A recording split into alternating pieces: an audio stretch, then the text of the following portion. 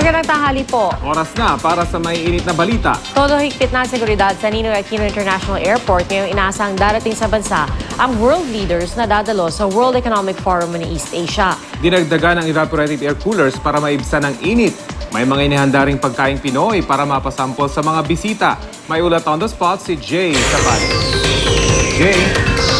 Dahil handang-handa na nga ang NAIA Terminal 1 para sa pagdating ng foreign dignitaries dito sa bansa na dadalo dito sa World Economic Forum on East Asia.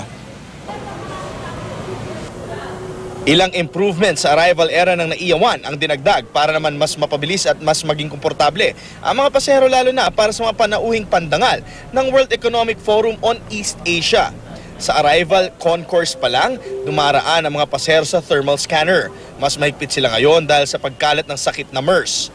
Wala raw immunity. Ibig sabihin, kahit na foreign minister ka pa o kahit mataas na posisyon ng hawak, kapag nakitaan ng sintomas ng MERS, ay ilalagay ka sa isolation room. Paglusot ng VIPs tulad ng ministers sa thermal scanner, pinadediretso na sila sa dignitaries lounge.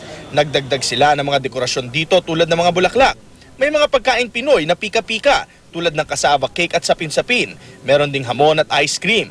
Dito sila pwedeng mag-abang habang pinoproseso ang kanilang papeles. Normally, nasa 5 hanggang 6 na booths lang ang meron sa immigration. Pero dahil sa World Economic Forum on East Asia, umabot na ito sa 8 at may priority lane para sa mga dadalo ng World Economic Forum on East Asia. Sa may carousel area o kuhaan ng bagahe, naglagay rin sila ng mga halaman.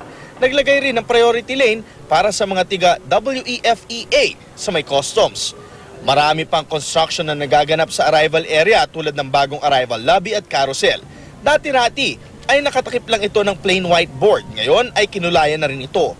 Para mabawasan naman ang init sa airport, nagdagdag sila ng 20 pirasong evaporative air cooler sa iba't ibang bahagi ng paliparan. Karaniwan lang naman daw nararamdaman ang init sa peak ng dating ng mga pasahero na kadalasang nangyayari sa hapon. Nagdagdag din sila ng mga security personnel. Paglilinaw ng pamunuan na ang kanilang ginagawang improvements o construction ay hindi lamang para sa World Economic Forum at inaasahan nga nilang matatapos ang mga improvements sa loob ng 1 taon. Samantala, kahapon, isang pasahero naman ng Delta Airlines ang nahulihan ng caliber 22 na baril na loaded pa ng 5 bala. Nahuli ang mismong suspect dito sa may boarding gate number 10 habang isinasagawa ang final airline security check. Ang naturang suspect ay kinilalang si Wilfredo Varilla, isang US passport holder. At yan muna latest mula dito sa NAIA Terminal 1. Balik sa iyo, Rafi. Jay, meron ba tayong impormasyon kung sino-sinong mga leaders na ng iba't ibang bansa ang darating ngayong araw hanggang bukas? Ang sabi sa atin ng NAIA Terminal 1 ay may darating na ngayong araw, if I'm not mistaken, no, isang galing tiga Vietnam. Pero hindi naman nila sinasabi o dinidisclose yung pagkakasunod-sunod o kung sino nga ang darating ngayong araw. Rafi? Okay, maraming salamat. Jay Sabale.